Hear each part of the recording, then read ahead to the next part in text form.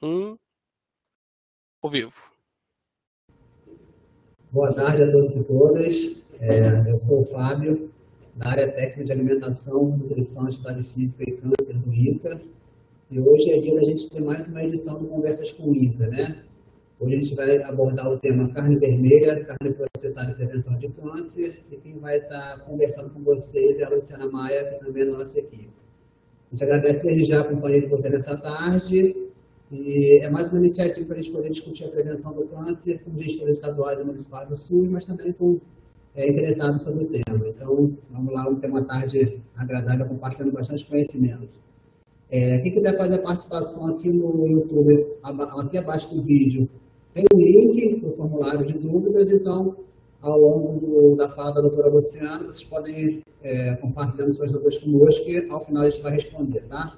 Um abraço e obrigado.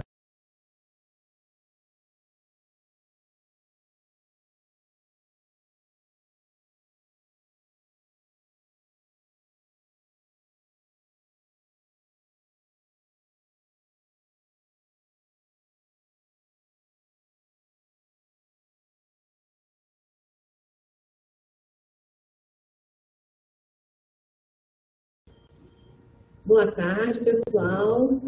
Boa tarde a todos. Estamos aqui em mais um Conversas com o INCA, né? Dessa vez vamos tratar do tema de carne vermelha, carne processada e prevenção de câncer. Já tivemos a oportunidade de conversar um pouco sobre os alimentos de origem vegetal, com a Bruna, com o Fábio, né, que tratou um pouco da temática de atividade física, e hoje vamos conversar um pouco sobre o tema de carne vermelha e carne processada e a relação desses alimentos com a prevenção do câncer. Bom, como a gente, né, já falou em outras oportunidades, a gente sempre gosta de reforçar que, apesar do fator genético exercer um importante papel na formação dos tumores, são raros os casos de câncer que se devem exclusivamente aos fatores hereditários, familiares e étnicos. Hoje a gente reconhece que a contribuição genética gira em torno de 10% a 20%, né, de uma forma geral, e que as exposições ambientais, né, elas giram em torno de 80% a 90% na contribuição para o desenvolvimento do tumor.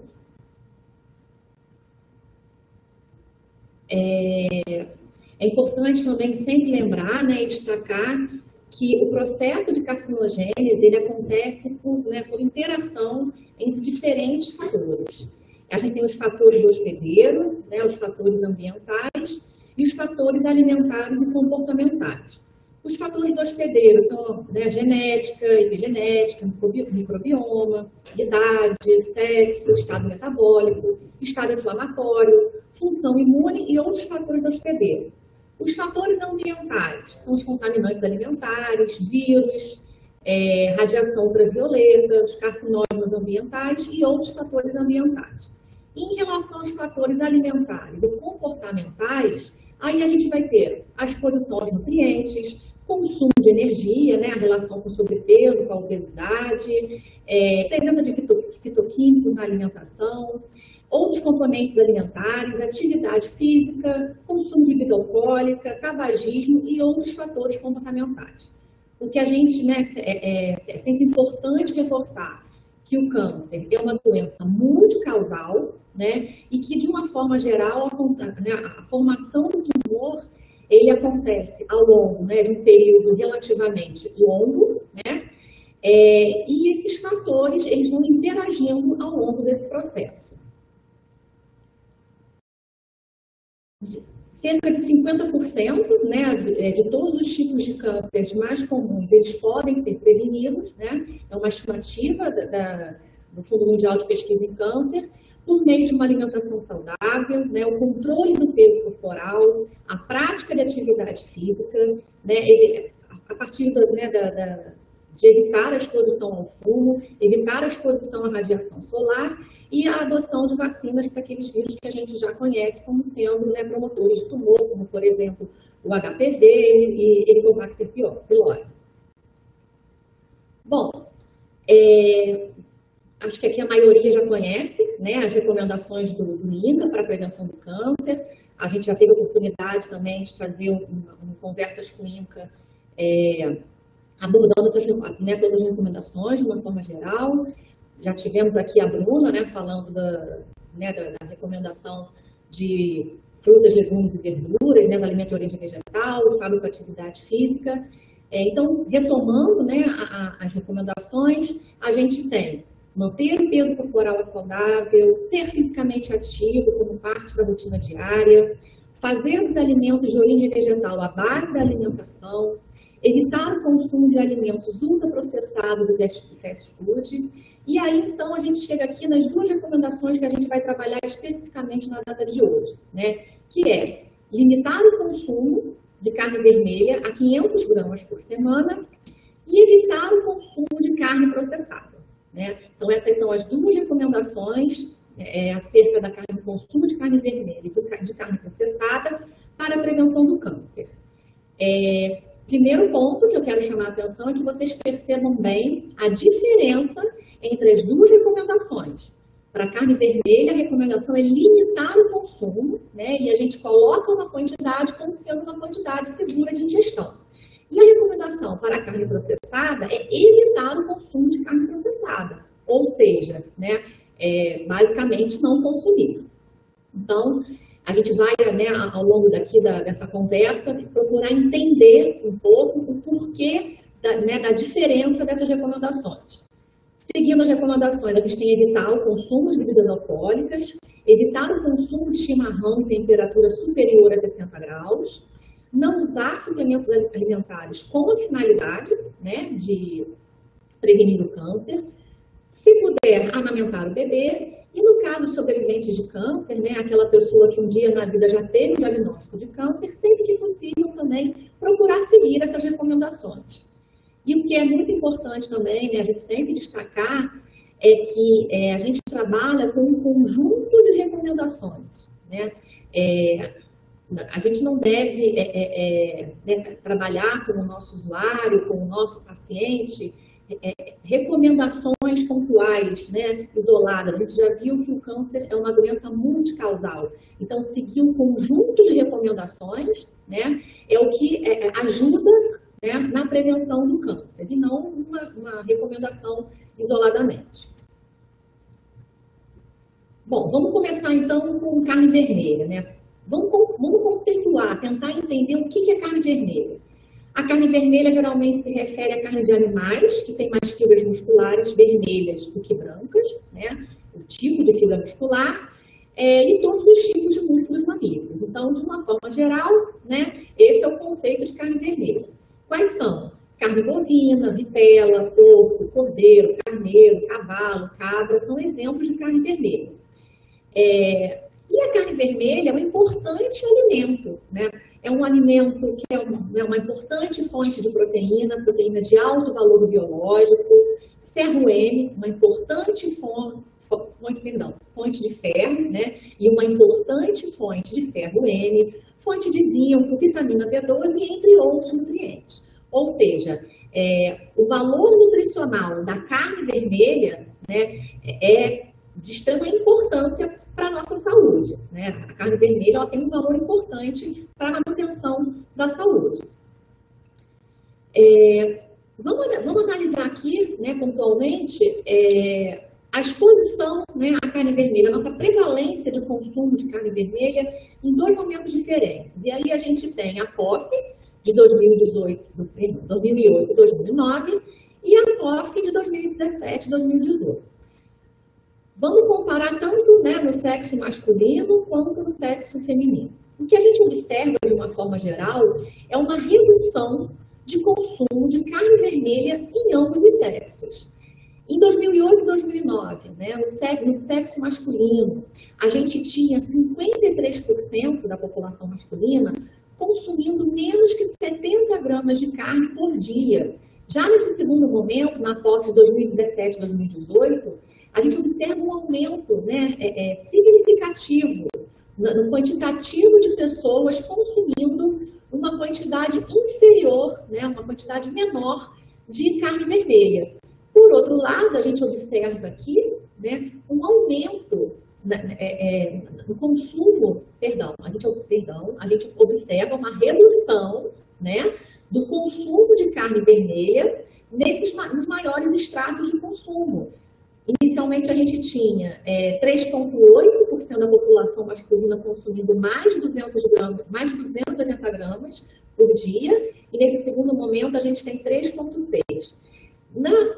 Na quantidade entre 210 e 280, a gente tem uma redução ainda maior, de 4,2% da população masculina para 2,7%. Então, de uma forma geral, no sexo masculino, o que a gente observa é uma redução do consumo de carne vermelha.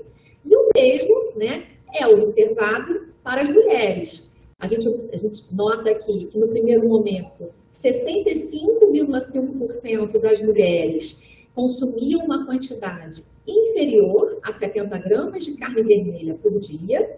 E na segunda pesquisa, 2017-2018, a gente tem quase 79% das mulheres consumindo uma quantidade menor de carne vermelha.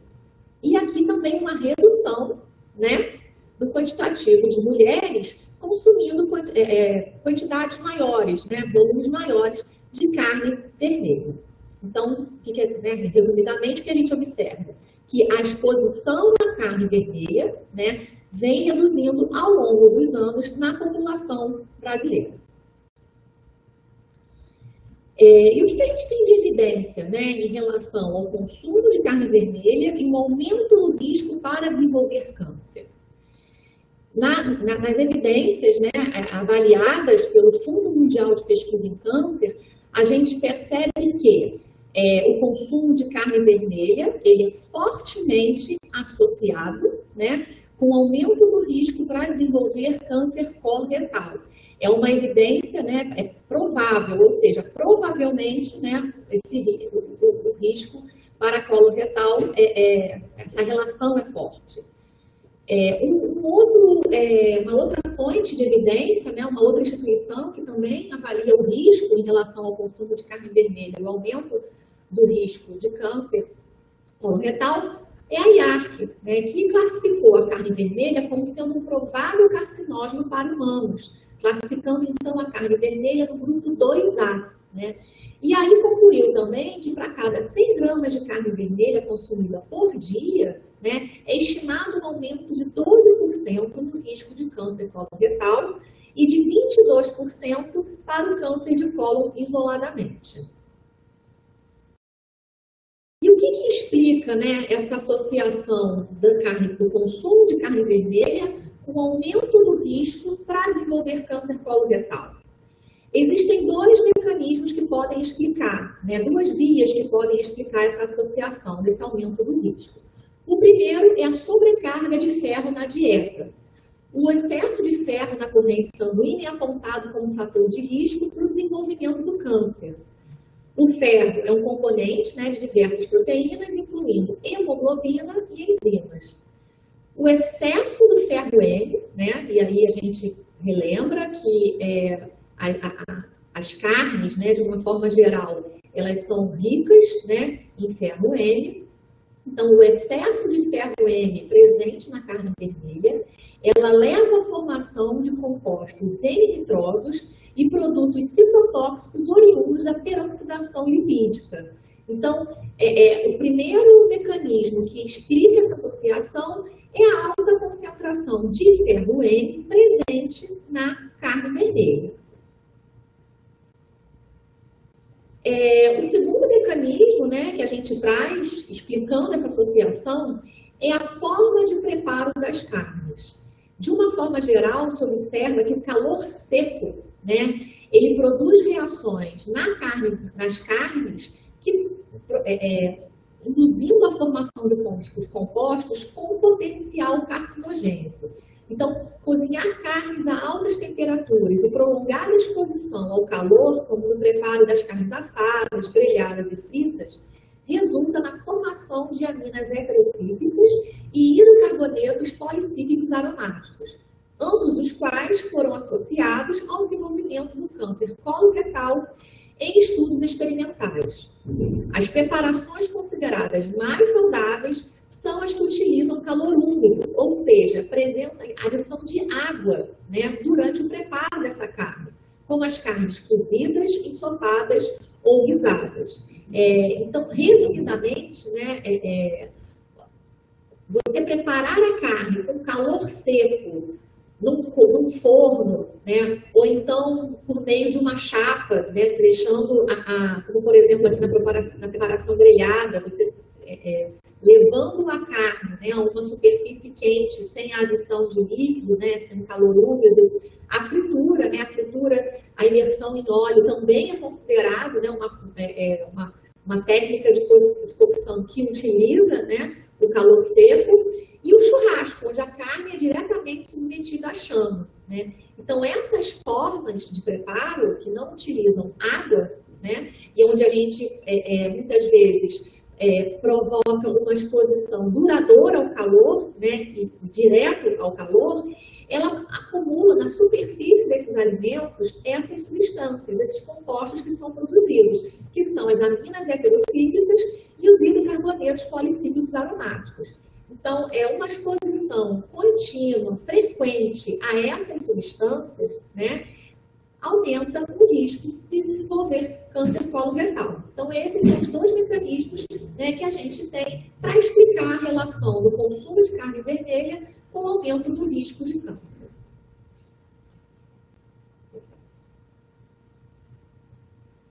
Então, frente às evidências, né, frente ao cenário, frente aos mecanismos que a gente conhece, qual é a recomendação do INCA, né, para a prevenção do câncer? Limitar o consumo de carne vermelha até 500 gramas por semana. E aí, né, uma forma da gente trabalhar e traduzir um pouco essa recomendação para a população, a gente traz abaixo: limitar o consumo de carne vermelha até 500 gramas de carne cozida, que é o equivalente, né, a 750 gramas de carne crua, na forma crua, por semana. As melhores formas de preparo são as assadas, quando assada com calor, né, com água, cozidas e ensopadas. As carnes grelhadas, fritas ou preparadas como churrasco aumentam a produção de agentes que causam câncer. Nessa situação, aconselha-se utilizar carnes frescas, né, porque elas têm menos tempo de armazenamento, e quanto maior o tempo de armazenamento, maior a formação desses compostos carcinogênicos, né, das aminas heterocíclicas aromáticas e dos hidropolicarbonetos, e optar por pedaços menores, né, para preparar. Por quê? Porque um pedaço menor, ele também ele é preparado de forma mais rápida, né, demanda menos tempo de exposição ao calor.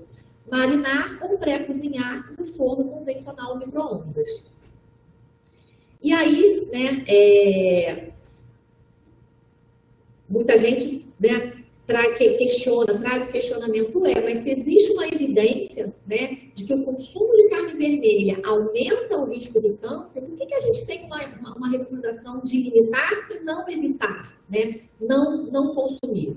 Por quê? Porque, como a gente falou anteriormente, a carne vermelha é uma importante fonte de proteína, de nutrientes, né? É um alimento que tem benefícios, que traz benefícios para a saúde.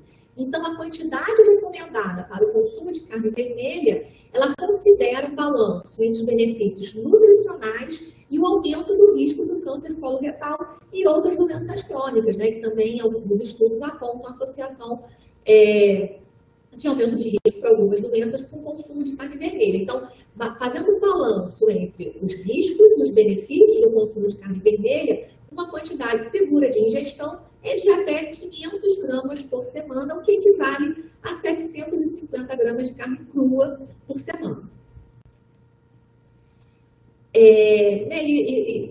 Um ponto importante para a gente trabalhar também é sempre como é que a gente vai traduzir essa recomendação, como trazer essa recomendação para a prática, né? Que dica que a gente pode dar para a nossa população para conseguir colocar essa recomendação em prática.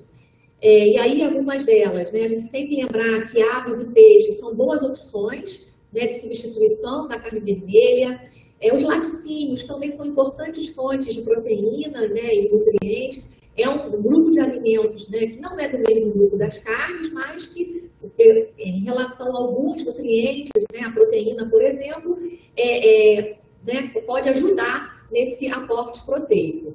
E aí, principalmente, que a gente gosta muito de reforçar, é a combinação do consumo de cereais integrais junto com leguminosas. E aí a gente lembra, né, do nosso principal prato brasileiro, né, dos nossos alimentos muito característicos da nossa cultura alimentar, o famoso arroz com feijão. E aí, né, é importante a gente sempre reforçar, né, o consumo do arroz e feijão, além de muitos outros benefícios. Por quê? Porque a gente está reforçando uma outra recomendação do INCA também para a prevenção do câncer, que é fazer os alimentos de origem vegetal à base da alimentação, né? Procurar incluir regularmente nas refeições frutas, legumes, verduras, feijões, cereais integrais, sementes e nozes, né, tendo uma alimentação variada e rica em alimentos de origem vegetal, incluindo pelo menos 5 porções, né, 400 gramas por dia, desses alimentos, que representam proteção contra o câncer, né? Sem contar, né, a importância da gente sempre resgatar os nossos alimentos tão característicos da nossa cultura alimentar, né, que tem um potencial nutricional enorme, inclusive quando consumidos simultaneamente, nos fornecendo todos os aminoácidos essenciais e fazendo aí o papel da carne, né? Algumas dicas práticas, né, também uma vez que a gente não está recomendando excluir o consumo de carne vermelha, né, e sim consumir quantidades moderadas. E quais são as dicas que a gente pode deixar, né, para o nosso usuário, para o nosso paciente, para a população? Como tornar o consumo da carne saudável, né? E aí eu trago algumas para a gente pensar um pouquinho aqui, que sempre preferir carnes frescas e em menores pedaços, né? Como eu disse anteriormente, a carne fresca ela produz uma menor concentração de compostos carcinogênicos quando submetida ao cozimento, em menores pedaços. Por quê? Porque quanto menor o pedaço da carne, menos tempo para o cozimento. Então, menos tempo essa carne vai estar exposta ao calor e vai produzir uma menor quantidade desses compostos. Quanto maior o tempo de armazenamento da carne crua em condições de refrigeração, maior a formação de aminas heterocíclicas durante o cozimento. Procurar receitas nas quais as carnes são cozidas a vapor, né? Tipo ensopada, guisada ou assada, utilizando a água, né? O assado de panela, vamos colocar assim. Uma dica também importante é marinar as carnes com ervas, cebola, alho, suco de limão ou outro antioxidante qualquer, como tomate, cenoura, pimenta vermelha, amarela, laranja, alecrim, salsa, espinafre. Dessa forma, a gente consegue reduzir significativamente a formação dessas aminas heterocíclicas durante o cozimento, né? A gente está adicionando aí uma série de alimentos, né, ricos em antioxidantes. Fazer, né, uma cocção prévia no forno convencional ou no forno de micro-ondas, antes de grelhar, fritar, cozinhar ou fazer o churrasco, também reduz significativamente a formação desses compostos. Por quê? Porque a gente fazendo um pré-cozimento, seja no forno convencional ou no forno de micro-ondas, a carne vai ficar exposta, né, no caso do churrasco, por exemplo, às chamas durante um período bem reduzido. E quando ingerir esses alimentos, consumir boas quantidades de frutas e vegetais, né? Lembrando que esses alimentos são alimentos protetores e reduzem a absorção das substâncias potencialmente cancerígenas. Bom, vamos entrar agora no assunto de carnes processadas, né? O que é carne processada? A carne processada é qualquer tipo de carne que tenha sido transformada através de salga, secagem, defumação, fermentação ou outro processo usado para realçar o sabor ou melhorar a preservação. E aí o que eu gosto sempre de destacar é que a carne processada ela pode ser fabricada, produzida com qualquer tipo de carne e não só com a carne vermelha, tá? As carnes processadas, em sua maioria, né, são produzidas com carne de porco ou bovina, mas também podem conter outras carnes vermelhas. Aves, peixes, miúdos ou subprodutos da carne, como sangue, por exemplo, também são frequentemente utilizados na fabricação desses alimentos, né, na fabricação das carnes processadas. Geralmente são produtos com extenso prazo de validade, em alguns casos podem ser mantidos fora de refrigeração. E aí os mais comuns, né, as carnes processadas mais conhecidas, presunto, salsicha, linguiça, bacon, salame, mortadela, peito de peru defumado, blanquê de peru, são alguns exemplos. E aqui embaixo, né, eu trouxe alguns exemplos das diferentes técnicas, né, de processamento dessas carnes, que são os embutidos, né, e aí lembrando que pode ser de qualquer tipo de carne vermelha ou carne branca. As carnes curadas, né, também são carnes processadas, geralmente são produzidas com adição de sais de cura, né, e os defumados, né, os defumados que têm como característica a coloração rosada, né, e aquele cheiro bem característico da defumação.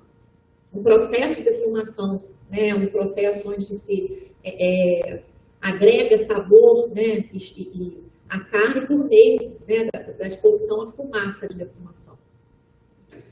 Bom, em relação ao consumo de carne processada, o que a gente observa é um comportamento contrário àquele da carne vermelha, né? Anteriormente, a gente observou que o consumo de carne vermelha, né, vem apresentando redução na população brasileira em ambos os sexos. Quando a gente né, observa o consumo das carnes processadas nas mesmas pesquisas, o que a gente observa? Um aumento do consumo. A gente tinha no sexo masculino 64% da população masculina que não consumia carne processada, né? 0 grama por dia. Enquanto na última pesquisa, 2017, 2018, a gente tem esse percentual cai de 64% para quase 36%. E paralelo a isso que a gente observa um aumento, né, nos maiores estratos de consumo. Por exemplo, aqui no maior consumo, né, maior de 150 gramas por dia, a gente passa de 3% dos homens para 14,7%.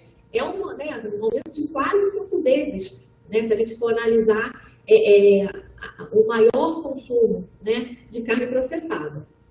Em relação às mulheres, a gente observa também um aumento, né, do consumo de carne processada. A gente tinha 67, em torno de 67% das mulheres sem consumir carne processada, né, em 2008 e 2009, e no segundo momento, 2017 e 2018, esse percentual cai para 40%.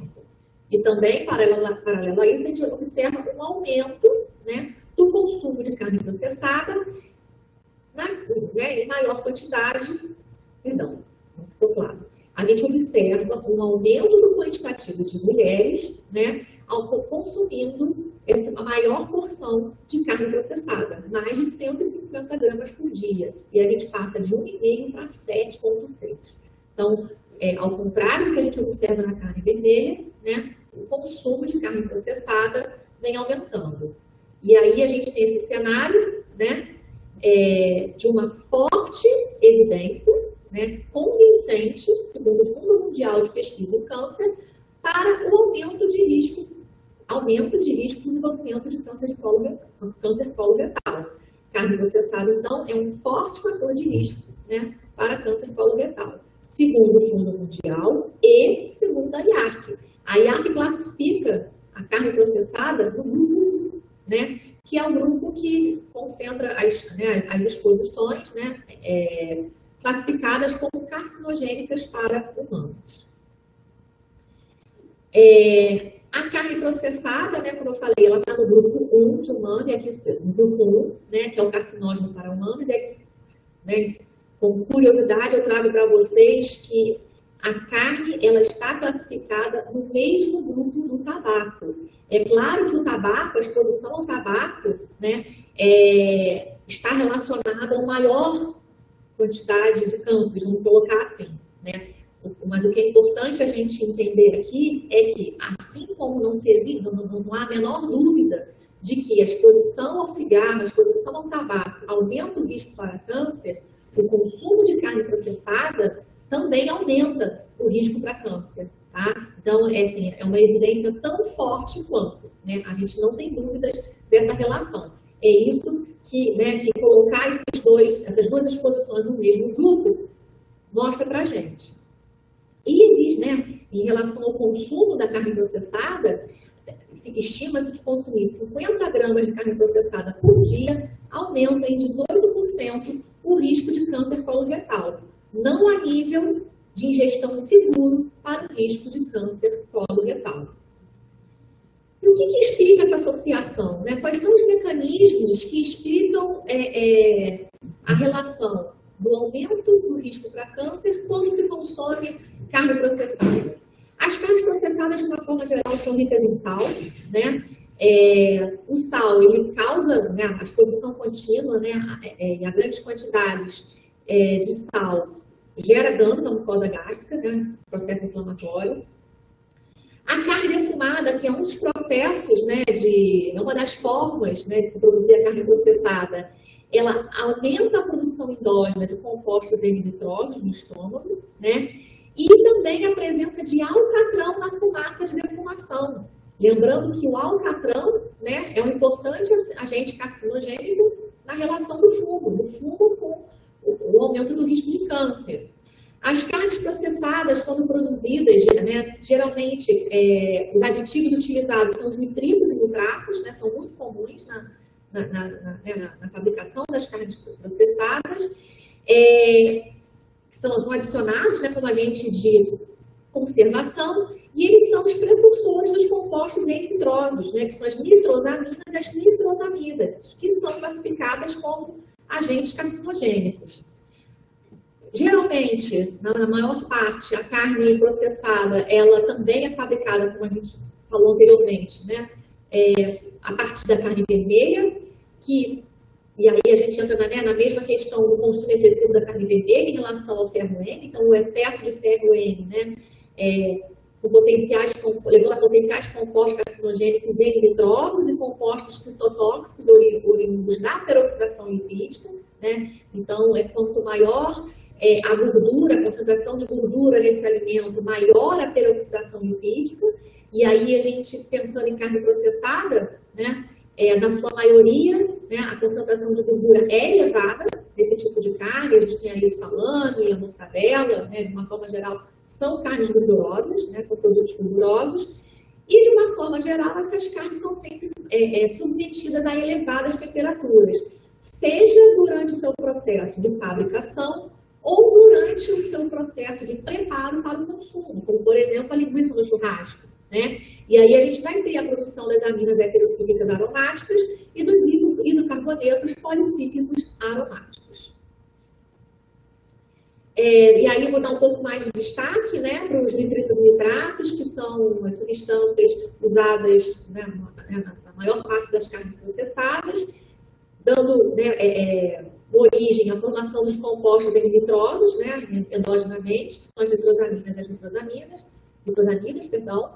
E aí, né, lembrando que o uso dessas substâncias no Brasil é permitido, não é proibido, tá? É usado também no processo de fabricação dos queijos curados, né, e dos produtos carnes, como as carnes processadas aqui no Brasil, e essas substâncias são classificadas pelo grupo 2 da IARC, né? A carne processada ela é classificada no grupo 1, mas essas substâncias nitritos e nitratos, que são os precursores das nitrosaminas e nitrosamidas, que são do grupo 1, são classificadas no grupo 2 da IARC, tá?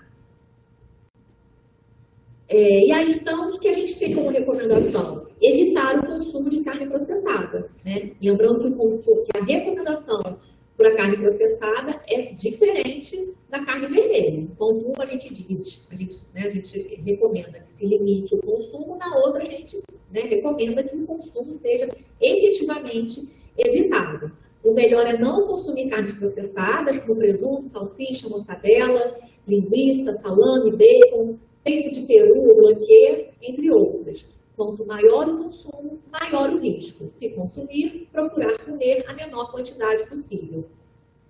E aí a gente, né, é sempre importante lembrar, né, do que a gente tem de cenário epidemiológico, e aí a gente tem as estimativas do INCA, né, estimando a ocorrência de 625 mil casos de câncer por ano, né, e aí eu queria destacar aqui, né, a posição do câncer coloretal em ambos os sexos, tanto em homens quanto em mulheres, né. Se a gente observar as últimas estimativas, a gente percebe aí que esse é um tipo de câncer que vem ganhando destaque ao longo dos anos, né, vem subindo de posições entre as estimativas, e que é um tipo de câncer que está fortemente relacionado à nossa área, né, ao sedentarismo, ao consumo de bebida alcoólica, à má alimentação, ao sobrepeso e obesidade, ao consumo elevado de carne vermelha, né, e o consumo de carne processada. E a gente tem aí, então, né, destaque para esse câncer em ambos os sexos. E aí, né, que a gente sempre discute, que caminho é esse que a população tem que caminhar, né, entre conhecer a recomendação e efetivamente chegar à adesão a essa recomendação, né? E aí, hoje a gente observa um caminho inverso, né, entre o consumo de carne vermelha e carne processada. A carne vermelha, né, ela é um alimento que, quando consumido moderadamente, é um alimento saudável, e a gente tem o seu consumo, né, sendo reduzido, mas a gente tem o consumo da carne vermelha, da carne processada, ganhando, né, destaque entre a nossa população. Então, o que está acontecendo? Né, que a gente está caminhando no caminho contrário, né, à adesão à recomendação. Então, a gente sabe que o acesso à informação não é suficiente para a mudança de comportamentos e atitudes, e que o ambiente pode apoiar ou enfraquecer a capacidade das pessoas a agirem em seu próprio interesse. Aí eu trago aqui, vocês já devem ter, né, assistido em outras conversas comigo, em outros momentos, né, a estrutura que o Fundo Mundial de Pesquisa em Câncer propõe, né, um conjunto de ações e políticas que reúne, né, a estrutura que reúne um conjunto de ações e políticas propostas como sendo facilitadoras, né, para um ambiente saudável.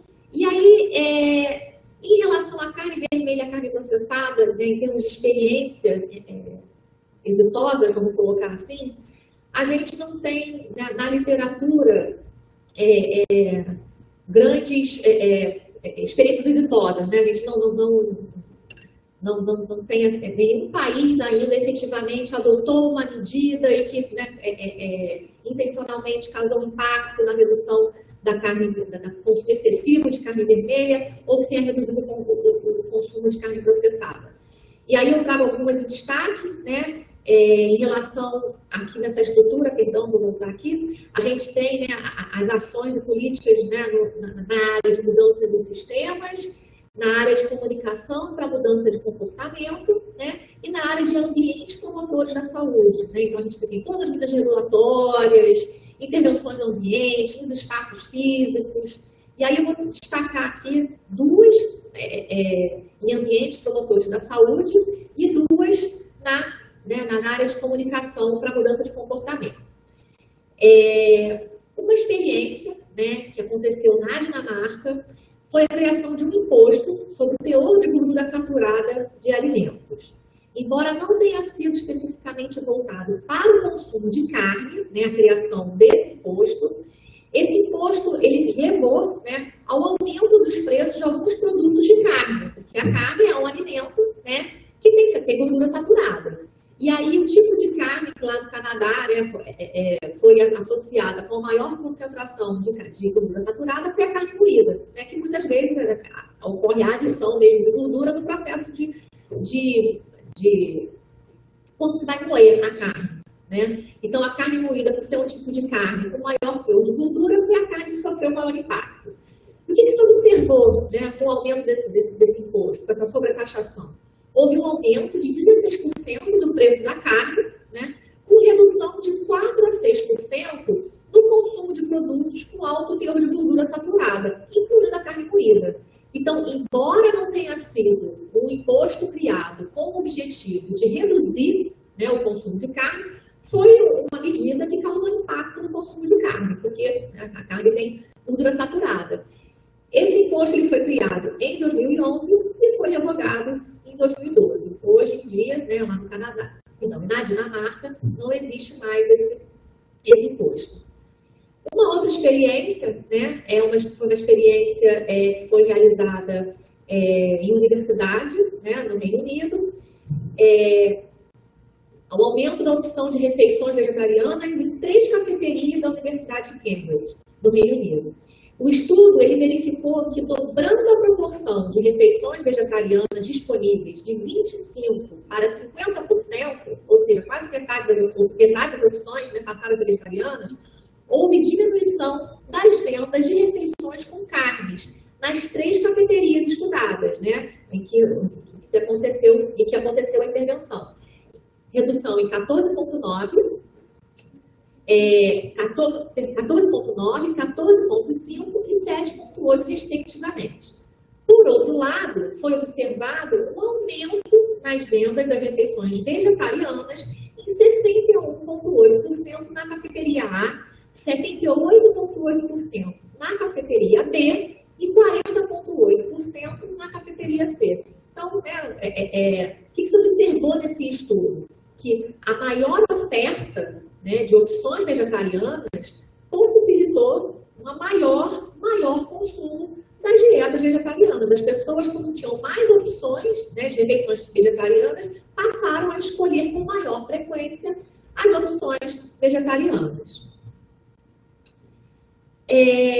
Uma outra experiência, né, dentro de mudança de comportamento, comunicação para mudança de comportamento, um estudo realizado no Canadá, com 593 adultos que consumiam carnes vermelhas, examinou o efeito de mensagens com informações sobre os impactos ambientais da produção de carne na redução do consumo futuro de carnes.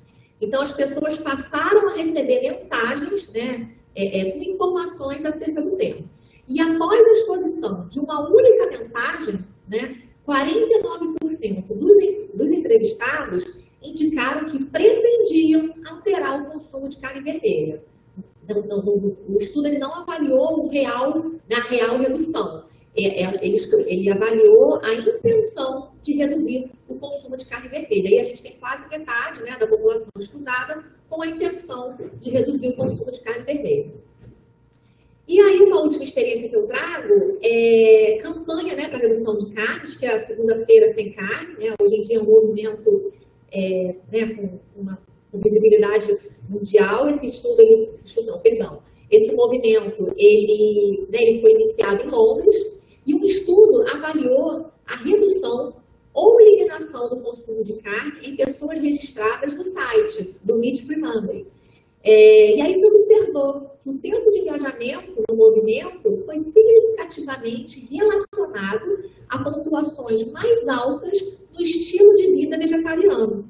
As pessoas que pararam de comer carne visitaram significativamente mais sessões do site e eram mais propensos a visitar as sessões notícias, envolva-se e apoiadores e escolas. Ou seja, as pessoas, né, mais engajadas, né, no site, que mais exploravam o site, foram aquelas, né, ou seja, aquelas que buscavam mais informação para o assunto, foram justamente aquelas que apresentavam redução, né, do consumo de carne. E aí, né, quais são os nossos principais desafios em trabalhar essas recomendações com a população? Primeiro, a gente tem que promover o reconhecimento da relação do consumo de carne vermelha e carne processada com o câncer. Esse é o nosso principal desafio, né? A gente não tem, né, ainda estudos que mostrem, né, esse reconhecimento na população brasileira, mas a gente estima que o reconhecimento seja baixo frente a outras exposições que, né, que já foram pesquisadas. A gente precisa traduzir as recomendações e comunicar o risco de forma a aproximar o público-alvo. Então, não basta a gente falar, olha, carne vermelha aumenta o câncer, carne processada aumenta o risco de câncer. A gente precisa traduzir essa recomendação para a população, né? Aproximar a população da gente para a gente conseguir trabalhar essa recomendação e aumentar a adesão à recomendação. E também promover mudanças coletivas e individuais no atual sistema alimentar, né? A gente precisa de intervenções no sistema alimentar que promovam, né, a maior produção de frutas, legumes e verduras, o acesso a esses alimentos saudáveis, e que priorize, né, os nossos alimentos e não priorize só a produção de carne de uma forma geral. Eu trago aqui duas produções gráficas, né, que a gente tem acerca do tema na área. Esse material está disponível no site do INCA, tá? É um infográfico onde a gente traz, né, informações sobre câncer de intestino especificamente, e a gente dá destaque, né, para as recomendações de carne vermelha e de carne processada, além do controle de peso corporal, da atividade física, né, bebida alcoólica. E a gente tem um infográfico específico para esse tema, né, de carnes vermelhas e processadas, dando destaque, né, na diferença entre as recomendações, entre o limitar a carne vermelha e o evitar a carne processada. Quem tiver interesse, né, em acessar esse material, está disponível no nosso site. E para finalizar, o que a gente está produzindo, o que a gente está, né, produzindo acerca do tema. Provavelmente agora no final de outubro, no começo de novembro, a gente vai dar início a uma campanha de comunicação, tá? Para trabalhar as recomendações de prevenção do câncer, com destaque para a redução do consumo de carne vermelha e carne processada, principalmente informações voltadas, né, sempre desse tema para a população. A gente está finalizando a produção de um sumário para os gestores, né, voltado para os gestores, com as estimativas de gastos com câncer no Brasil atribuíveis à má alimentação, ao excesso de peso e inatividade física, e aí dentro, né, desses temas trabalhados, a gente tem essas estimativas em relação ao consumo de carne vermelha e o de carne processada, e já estamos em fase final na elaboração de um artigo com os gastos com o tratamento de câncer no Brasil atribuíveis ao consumo de carne vermelha e carne processada, né, e projeções em diferentes cenários de consumo, né, quais são as nossas projeções se a população reduzir a exposição a esses alimentos. Gente, obrigada, agradeço. E agora a gente vai abrir para a discussão, para as perguntas.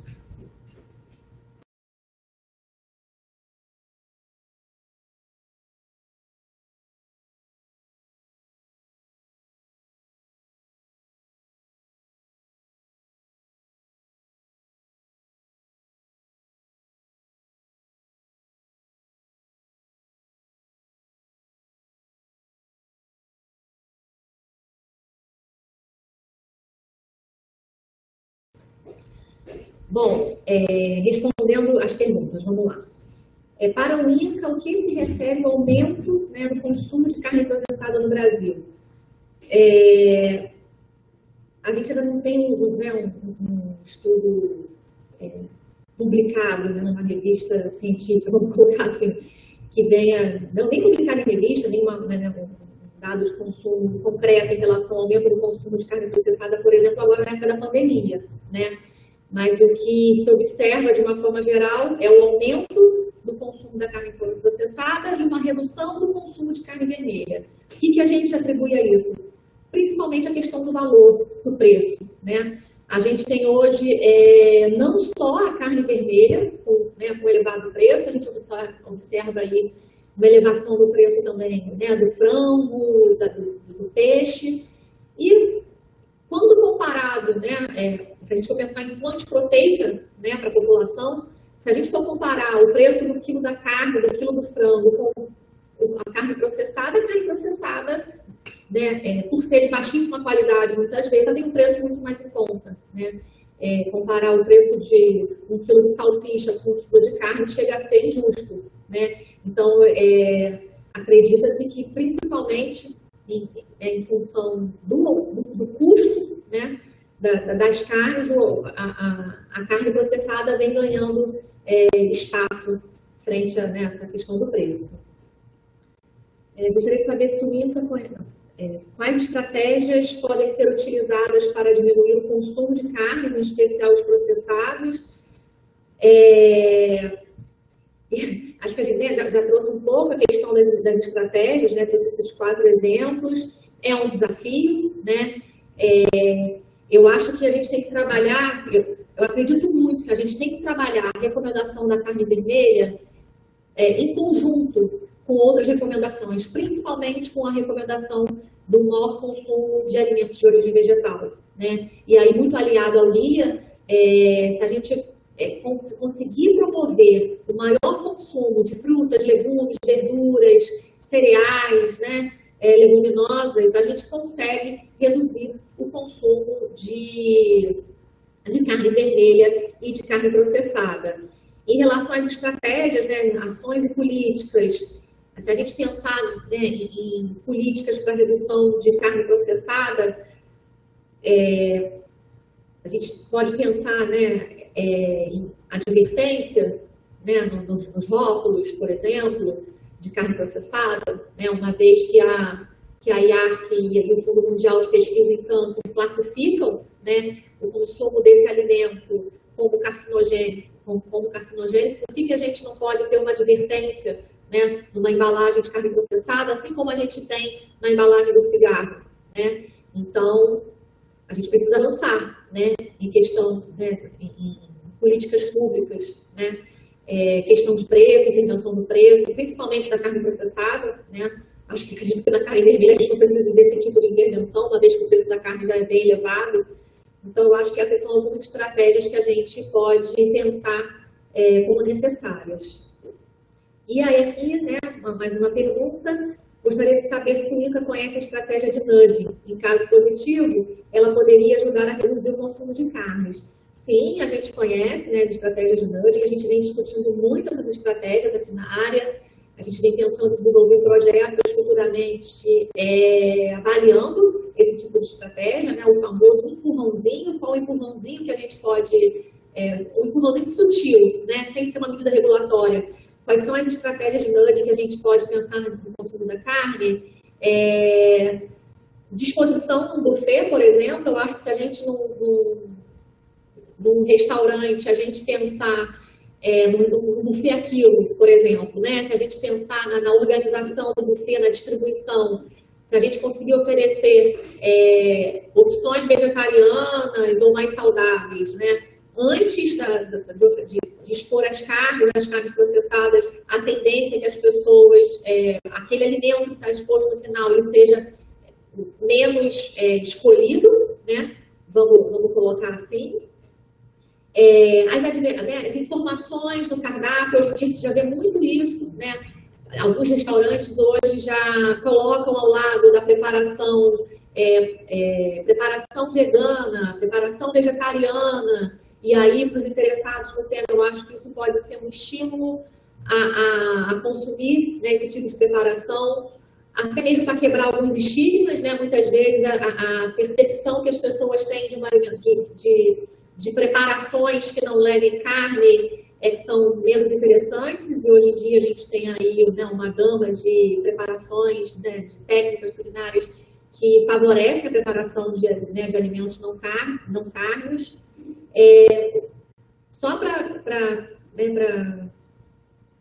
explicar um pouco melhor, né, o que são as estratégias de nudging. Estratégia de nudging são aquelas estratégias que a gente vai dar um empurrãozinho, né, a gente vai dar uma ajuda à população a fazer escolhas mais saudáveis, né?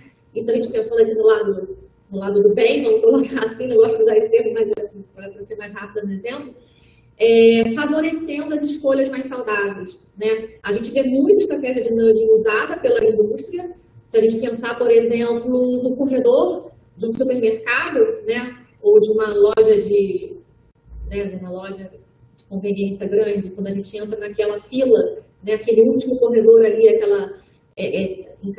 caminho, quando a gente está na fila para o caixa, tem sempre aquela parede ali, né, aquele corredor repleto de alimentos processados, balas, chocolates, biscoitos recheados. Isso é uma estratégia de nudging da indústria de alimentos. Ou seja, você pode ter passado a loja inteira sem ter pego um chocolate, sem ter pensado em comprar uma bala. Mas naquele momento final ali, na hora de quase de pagar a sua conta, você se depara com uma gama de opções, né, daqueles alimentos que sempre, na maior parte das vezes, sempre acaba comprando uma balinha, um chocolate, um biscoito, né.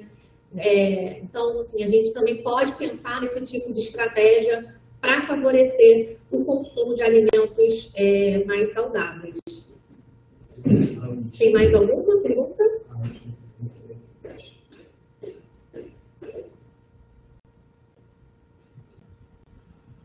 Desculpa. Tenho mais de 30 anos e sempre tive uma alimentação ruim. Quero mudar minha alimentação para uma base mais saudável. Ainda vou sofrer as consequências desse tempo que comi mal? tenho medo de ter câncer na velhice por causa desses hábitos. Como eu falei inicialmente, né, o câncer é uma doença multicausal, né? É uma doença que tem várias causas, dentre elas a má alimentação, né? Mas ninguém está condenado a vir a desenvolver um câncer por ter uma má alimentação. O que a gente sabe é que ela tem um aumento desse risco. Agora, sempre é tempo de mudar, né? Sempre é tempo para você ser uma pessoa mais ativa, da gente tentar tornar o nosso dia menos sedentário e mais ativo, né? De ter uma alimentação mais saudável. E eu acho que se você tem a percepção de que você não tem um hábito saudável, isso já é meio caminho andado, né? Se você já tem essa percepção e você tem vontade de mudar, eu acho que você já deu algumas, já caminhou algumas casas aí à frente. E é isso, né? Recomendação para prevenção de câncer não é só não comer carne vermelha, reduzir o consumo de carne vermelha, não é só não fumar, não é só não comer carne processada, não é só não consumir bebida alcoólica, né? Mas ter um modo de vida saudável, um estilo de vida saudável, né? A gente acredita muito que né, e os estudos mostram, as evidências mostram que a forma mais efetiva de se prevenir o câncer é um modo de vida saudável. Não sei se eu respondi a pergunta. Mais alguma pergunta? Não? Gente, então eu queria muito agradecer a presença de todos vocês aqui na nossa webinar, no nosso Conversas com o INCA. É sempre muito bom para a gente, gratificante ter essa troca, né, com a nossa rede. E estamos à disposição via e-mail, via os nossos canais, né, de comunicação, os nossos grupos de WhatsApp, sempre trocar informação com vocês, esclarecer as dúvidas.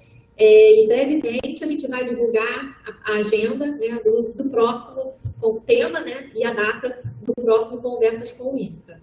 Obrigada a todos vocês mais uma vez e tenham todos uma excelente tarde.